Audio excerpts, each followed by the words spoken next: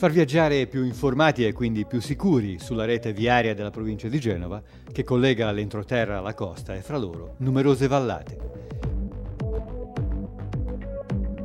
Con questo obiettivo, su 6 assi principali della viabilità provinciale, arrivano nuovi portali digitali a messaggio variabile.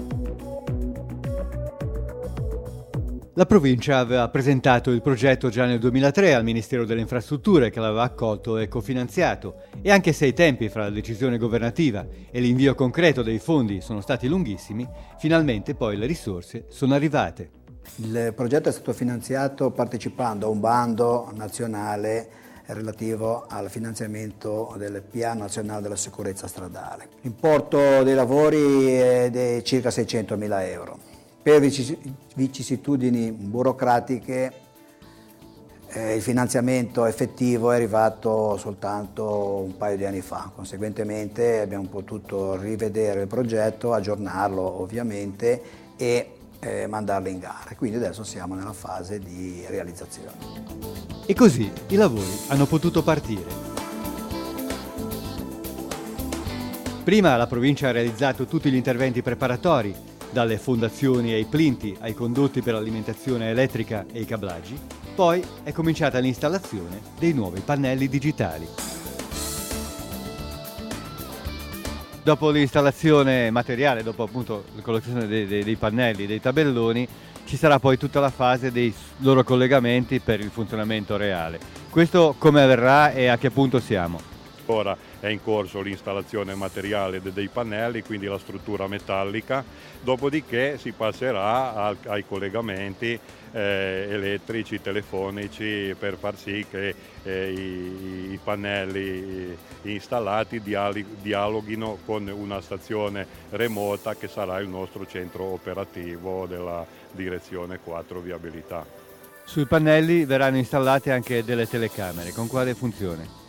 La funzione di presidio, di vigilanza di questi punti, di modo che in tempo reale si possa avere un'immagine del punto stradale su cui sono installati i pannelli.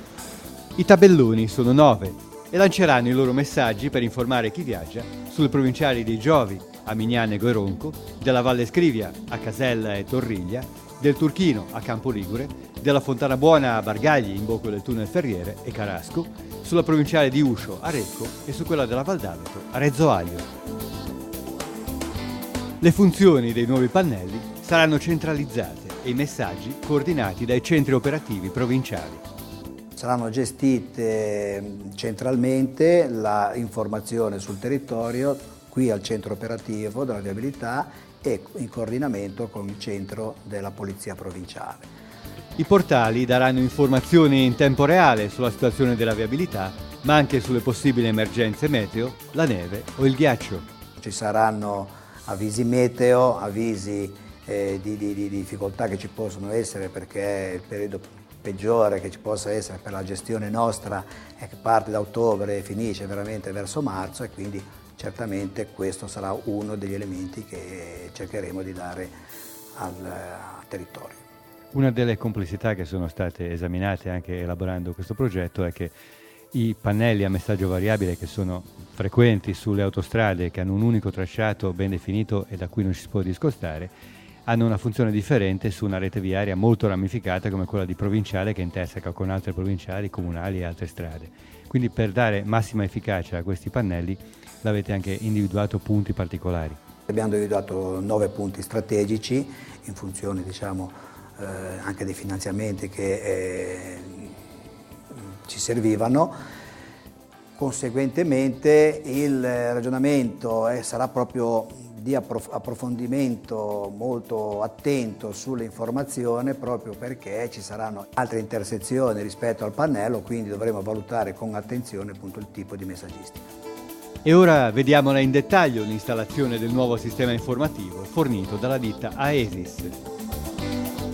Le componenti del pannello vengono sollevate e spostate dal camion una ad una, con la massima precisione da una gru, telecomandata da questo cruscotto manovrato dal tecnico gruista specializzato.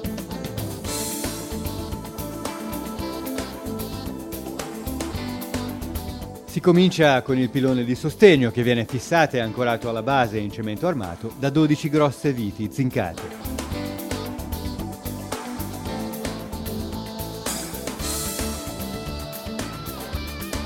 Poi la scala di servizio e infine si alza e si posiziona il tabellone con il suo schermo digitale.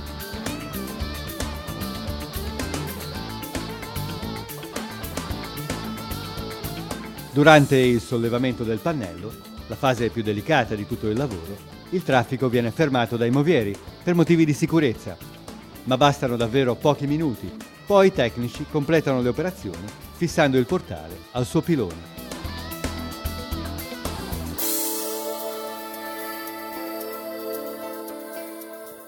Grande rapidità e piena sicurezza sono la ricetta di una squadra di professionisti molto affiatati. Tra loro il tecnico che coordina le operazioni dell'autogru, molto potente e in grado di sollevare fino a 16-18 tonnellate e di estendere il suo braccio d'acciaio fino a 21 metri. Per questi pannelli, con la base a 5,5 metri da terra, lunghi altrettanto e alti 1,20 m, basta uno sforzo molto minore della gru, ma l'operazione è comunque delicata e complessa. La struttura invece pesa molto di meno. La struttura sì è molto leggera per questa gru.